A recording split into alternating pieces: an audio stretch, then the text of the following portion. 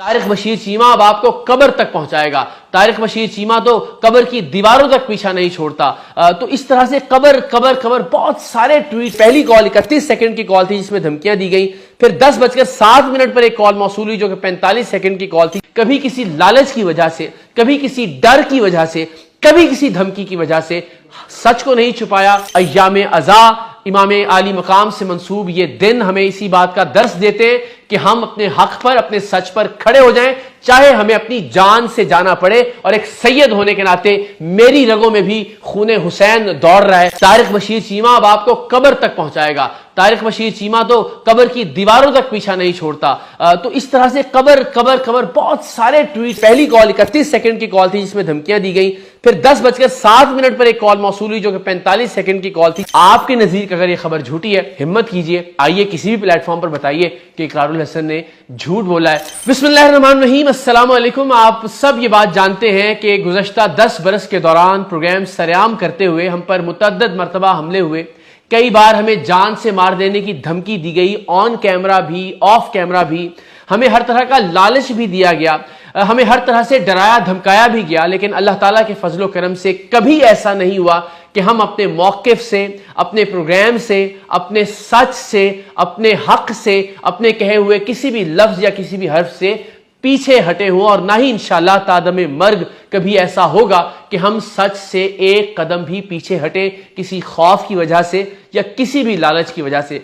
आप सब जानते हैं कि ये अय्याम मुहर्रमुल हराम है, इमाम हुसैन से मंसूब, और यही दरसे करबला है कि आप सच पर और हक पर डट जाएं, चाहे आपको अपने खानवादे को ही कत्ल करवाना पड़े, चाहे आपको खुद अपना गला कटवाना पड़े, लेकिन सच और हक का अलम हमेशा सर बुलंद रखना होता है। और इसी दर्स को, इसी सबक को लेकर हम अपनी जिंदगी को आगे बढ़ा रहे हैं। ये अल्लाह ताला की जात भी जानती है और पाकिस्तान के अवाम भी इस बात के गवाह हैं कि हमने कभी किसी खौफ की वजह से, कभी किसी लालच की वजह से, कभी किसी डर की वजह से, कभी किसी धमकी की वजह से सच को नहीं छुपाया, हक को नहीं छुपाया। हर सच और हक पाकिस्तान के अवाम के सामने रखा। और यही हक और सच हमने इस्लामिया यूनिवर्सिटी के मेगा स्कैंडल के हवाले से भी आप सब अहबाब के सामने रखा। इससे पहले सिर्फ चहमगोइयां हो रही थी, मुख्तलिफ प्लेटफॉर्म से मुख्तलिफ तरह की खबरें गर्दिश कर रही थी और वो गैर मुसद्दिका खबरें थी। लेकिन हमने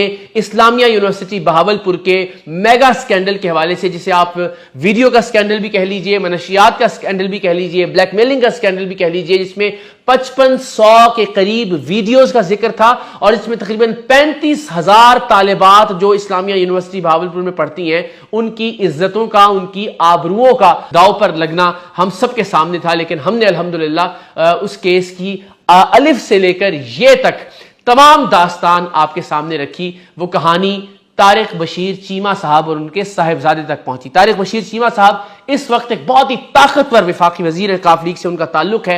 बहावलपुर की तहसील यजमान से वो इलेक्टेड MNA है।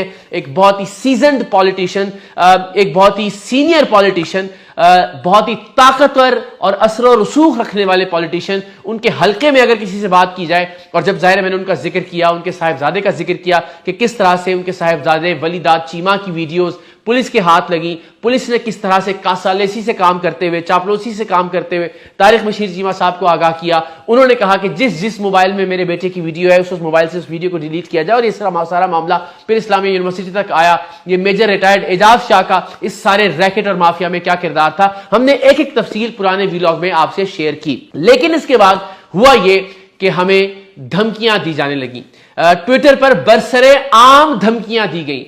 मैं नहीं जानता कि इनका सोशल मीडिया मैनेजर या हैंडलर कौन है तारिक बशीर चीमा साहब का, कि उसने कोई एक कब्र का लफ्ज दे दिया और उसके बाद बहुत सारे ट्वीट्स कब्र के लफ्ज के गिर्द गिर्द घूमते हुए हम तक पहुंचे। और बहुत सारे रिप्लाईज जो थे उनके अंदर ये लिखा हुआ था कि तारिक बशीर चीमा अब आपको कब्र तक पहुंचाएगा। तारिक बशीर चीमा तो कब्र की दीवारों तक पीछा नहीं छोड़ता। तो इस तरह से कब्र कब्र कब्र बहुत सारे ट्वीट्स हमने, जिनको हमने कोट करके रीट्वीट भी किया, उनका जिक्र हमें मिला। हमने इनिशियली इसको बहुत ही अज़राए तफन्नुन देखा। हमने कहा कि चलिए जितना किसी का जोर चलता है वो अपने तौर पर सिर्फ सोशल मीडिया की हद तक ही कर रहा है। लेकिन फिर मामला जरा इससे ज्यादा संगीन हो गया। अब बाकायदा तौर पर कत्ल की धमकियां दी जा रही हैं मुख्तलिफ नंबरों से। मैं ये नंबर जो है, ये तफसीलात जो है, वॉइस नोट मुझे मौसूल हुआ है, वो इदारों को भी हैंड ओवर कर रहा हूं जो मुतल्लिका इदारे, ताकि बात रिकॉर्ड पर रहे।